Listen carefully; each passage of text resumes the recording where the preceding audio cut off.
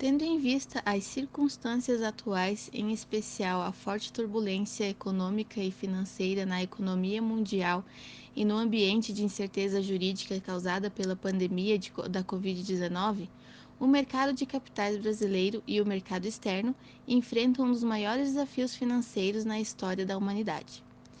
No entanto, ao contrário dos outros marcos históricos, como o da crise das hipotecas de 2008, cujas consequências são diretamente relacionadas à alta alavancagem das instituições financeiras e concessões de crédito não controladas sem análise adequada dos tomadores, a crise foi desencadeada pela Covid-19.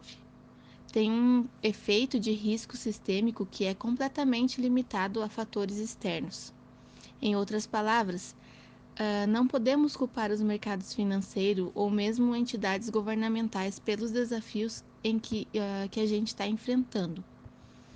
Nesse sentido, o impacto direto e principal da pandemia do Covid-19 no mercado de capitais brasileiro é o mesmo observado em outros mercados de capitais estrangeiros: alta volatilidade e incerteza jurídica.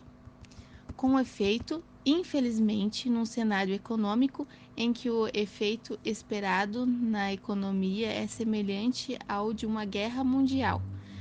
Não há como pedir aos investidores que tomem uma posição diferente.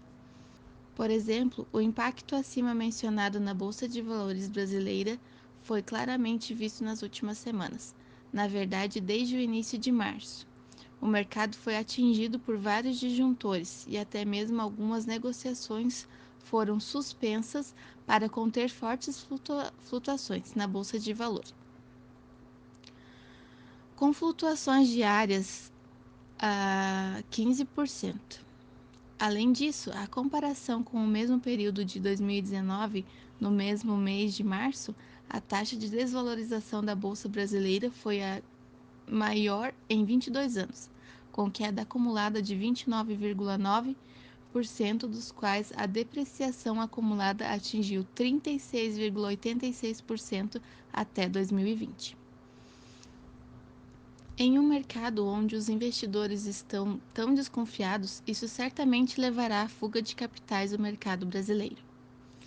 De uma forma geral, é um fenômeno natural que os investidores estrangeiros se retirem dos investimentos brasileiros, principalmente institucionais, e representa a retirada global dos países emergentes. Esses recursos são alocados no que é considerado um hedge de segurança natural, entre ativos como ouro, o dólar americano, o dólar de fato. Em 2020, o dólar americano se valorizou 29,58% em relação ao real.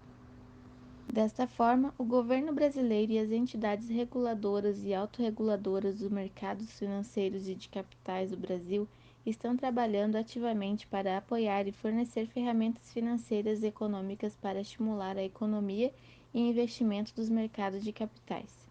É possível superar esse desafio na economia do país.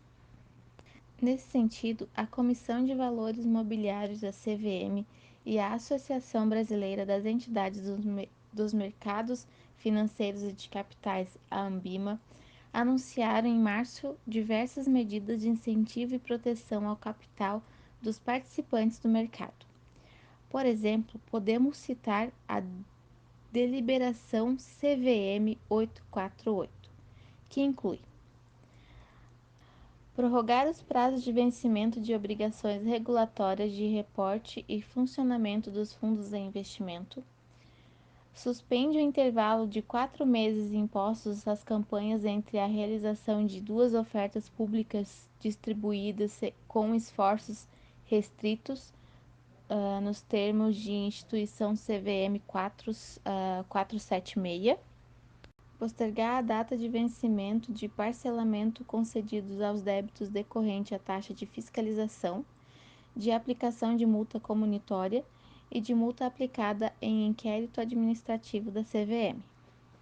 Além disso, a CVM também editou a circular CVM-SIM número 06/20, para orientar os administradores e administradores de fundo de investimento sobre o funcionamento e operações dessas ferramentas durante o período especial, incluindo a supervisão do licenciamento, o cálculo da cota inicial substituiu temporariamente a cota final e a possibilidade de desencadeamento dos fundos anormalmente ativos.